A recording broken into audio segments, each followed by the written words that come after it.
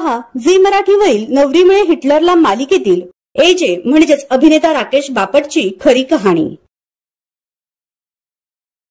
राकेशचा जन्म 1 सप्टेंबर 1978 रोजी अमरावती जिल्ह्यामध्ये झाला। त्याने MBA मध्ये आपले पोस्ट ग्रॅज्युएशन पूर्ण केलंय।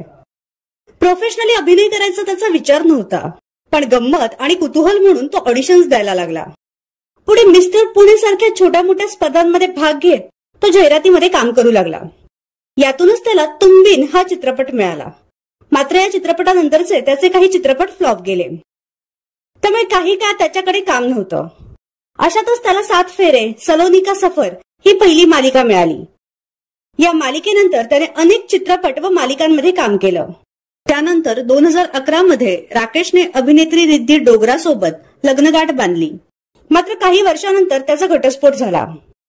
त्यानंतर तो बिग बॉस OTT मध्ये दिसून आला आणि आता तो एजेच्या भूमिकेत झळकत आहे।